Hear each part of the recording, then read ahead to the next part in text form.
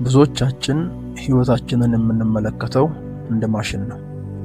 አንድ በተን ስንነካ ትዳር፣ ሌላ በተን ስንነካ ስኬት፣ ሌላኛውን በተን ደግሞ ስንነካ መንፈሳዊ ከፍታ በአንድ የሚመጣ ይመስለናል። ነገር ግን እግዚአብሔር የሚሰራው በእንደዚህ አይነት መንገድ ሳይሆን መርህን በመከተል ነው። የእግዚአብሔር ሰላም በያላችሁበት ለሁላችሁ ይሁን። ዛሬ ሰኞ በቀረበው ትምህርት ላይ ተመስርተን በህይወታችን ትክክለኛ ጎዳና የሚያስኬድ ወሳኝ የእግዚአብሔር እውነትና ጥበብ መጋራት እንጀምራለን። እንደ ሁል ጊዜው ሙሉውን እየሰማችሁ ለሌሎች እያጋራችሁ ሀሳባችሁን በኮሜንት እያሳወቃችሁና ቪዲዮቻችንን ላይክ ያደረጋችሁ እንድትጀምሩ አበረታታችኋለሁ። መጽሐፍ ቅዱስ በምሳሌ ምዕራፍ 19 ቁጥር 21 ላይ እንዲህ ይላል፣ በሰው ልብ ብዙ ሐሳብ አለ፣ የእግዚአብሔር ምክር ግን እርሱ ይጸናል። የተፈጠርንበትን ዓላማ በምድር ላይ በአግባቡ ለመኖር የመጀመሪያው እርምጃ ህይወቴ በእኔ ፍጥነት ሳይሆን በእግዚአብሔር ፍቃድ ትመራለች ብሎ አምኖ መቀበል ያስፈልጋል። ታዋቂው የእግዚአብሔር ሰው ሪክ ዋረን እንደሚለው ህይወት ስለ እናንተ ሳይሆን ስለ እግዚአብሔር ነው።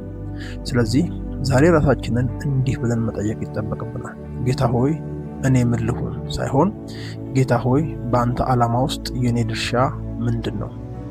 ሰኞ በተላለፈው የቪዲዮ ትምህርት ላይ እንደተጠቀሰው እግዚአብሔር አንድን ነገር ሳይሰጠን የሚቆይበት አንዱ ምክንያት ሊሰጠን ስለማይፈልግ አሊያም ደግሞ ስለማይወደን ሳይሆን የሚሰጠንን ያንን ነገር በአግባቡ ለመጠቀም ዝግጅት ስላላደረግን እንደሆነ ማሰብ ይጠበቅብናል። መኪና መንዳት የማይችል ሰው መኪና ብትሰጠው በረከት ሳይሆን አደጋ ነው የሚሆንበት። ወዳጆች፣ ዓላማን በተግባር ለመኖር የሂደትን ህግ ማክበር አለብን። በገላትያ ምዕራፍ 6 ቁጥር 9 ላይ ባንዝል በጊዜው እናጭዳለን፣ መልካም ስራን ለመስራት አንታክት ይላል። ይህ ማለት በዕለት ተዕለት ህይወታችን ጥቂት ታማኝ ሆነን ስንገኝ ለትልቁ ነገር እየተዘጋጀን ጭምር እንደሆነ እርግጠኛ የሚያደርግ ነው። ትልቅ ቦታ ላይ ለመድረስ ካለምን አሁን ባለንበት ትንሽ ስፍራ ላይ ታማኞች መሆን ያስፈልገናል። ቻርልስ ስፐርጀን የሚባል ሰባኪ እንደሚለው በጽናት ኤሊዋ ወደ ኖህ መርከብ ውስጥ ገብታለች። እግዚአብሔር ትልቁን በር ከመክፈቱ በፊት በትንሹ በር ውስጥ እንድንለማመድ ይፈልጋል። እንደሚታወቀው ዓለም ሺህ አማራጮችን ታቀርበልናለች። ከነዚህ ሁሉ ውስጥ የእግዚአብሔር ዓላማ እንዴት እንለያለን የሚለው ወሳኝ ጥያቄ መሆን አለበት።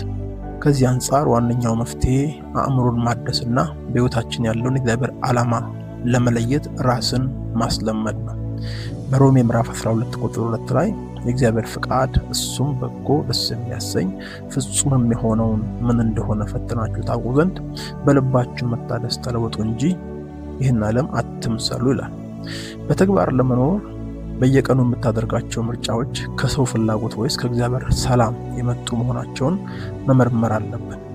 ኤ.ደብሊው ቶዘር እንዲህ ይላል፣ ስለ እግዚአብሔር የምናስበው ነገር ስለኛ በግልጽ የሚነግረው ትልቁ እውነት ነው። እግዚአብሔርን እንደ አባት የምናምነው ከሆነ አንቸኩልም፣ ምክንያቱም እርሱ በጊዜው ነገርን ሁሉ ውብ አድርጎ እንደሚሰራ ቃሉ በግልጽ ይነግረናል። ሰኞ የቀረበው ቪዲዮ የሚያስጨብጠን ትልቁ ቁም ነገር ካልተገባ ማንነት ጋር ስኬት ላይ መውጣት ውድቀት መሆኑን ጭምር ነው። ስለዚህ ከውጤቱ ይልቅ በዝግጅቱ ላይ ማተኮር እጅግ በጣም አስፈላጊ እንደሚሆን ለራስ መንገር ያስፈልጋል። ለተጠራንበት ዓላማ እውቀትን በማዳበር ክህሎትን መለማመድ ይጠበቅብናል። ነገር ግን ከሁሉ በላይ ማንነታችን ወይም ካራክተራችን ሊገነባ ግድ ነው። ቢሊ ግራም እንደሚለው ገንዘብ ቢጠፋ ምንም አልጠፋም፣ ጤና ቢጠፋ ጥቂት ነገር ጠፍቷል፣ ማንነት ወይም ካራክተር ቢጠፋ ግን ሁሉ ነገር ጠፍቷል ይላል።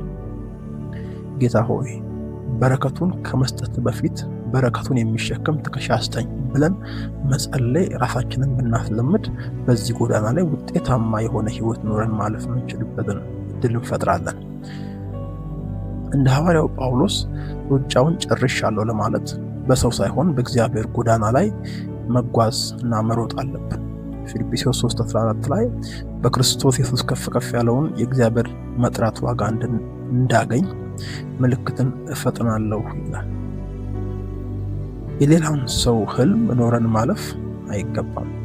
በየትኛውም የህይወት ጎዳና ላይ ብንራመድ በህይወታችን ውስጥ እግዚአብሔር ለኛ ያለውን አገልግሎት በዛ ውስጥ ሊሰራ እንደሚፈልግ ማሰብ ይጠበቅብናል። የምናደርገው ሁሉ ለሰው ሳይሆን ለጌታ እንደምናደርግ አስበን የምንሰራው ከሆነ በእርግጥም በዛ አቅጣጫ እግዚአብሔር ያሰበውን የህይወት ዓላማ በህይወታችን እንዲፈጸም እድል እየሰጠን እንዳለ ይመሰክርልናል። ለአንድ አምላክና ለፈቃዱ ብቻ ስንኖር የሰው ትችትና ውድድር እኛ ፊት ለፊት ላይ ትርጉም የሚያገኝ ተግዳሮት መሆን አይችልም። እግዚአብሔር በሕይወታችን ላይ ያለውን ዓላማ ማግኘት የ5 ደቂቃ ጸሎት ሳይሆን የዘላለም ጉዞ ነው። ይህ ጉዞ ደግሞ የሚጀምረው በቁርጠኝነት ስለሆነ በሕይወታችን ላይ አቋም መያዝ ይጠበቅብናል። ከሰኞ ጀምሮ ለሚቀጥሉት 12 ሳምንታት ከምኞት ወደ ተግባር፣ ከውዥንብር ወደ ዓላማ የምንሻገርበትን ትምህርት እንጀምራለን። ሲኤስ ሉዊስ እንዳለው ሌላ ግብ ለመሰረዝ ወይም አዲስ ህልም ለማለም መቼም ቢሆን አታረጁ። የፈጠረን አምላክ እያመሰገንን ለብዙዎች በረከት የምንሆንበትን ያንን የተለየ ጥሪና የህይወት ዓላማ አብረን ስለምናይ ህይወታችሁን በሁሉም አቅጣጫ አዘጋጅታችሁ እንድትጠብቁን አደራ እላለሁ። እስከዚያ ድረስ ብዙዎችን መድረስ እንድንችል ቻናላችንን ሰብስክራይብ እያደረጋችሁ ይህንን ቪዲዮ ለሌሎች እያጋራችሁ ሀሳባችሁን በኮሜንት እያሳወቃችሁንና ቪዲዮቻችንን ላይክ እያደረጋችሁ እንድትቀጥሉ እንደገና አበረታታለሁ። ሻሎም።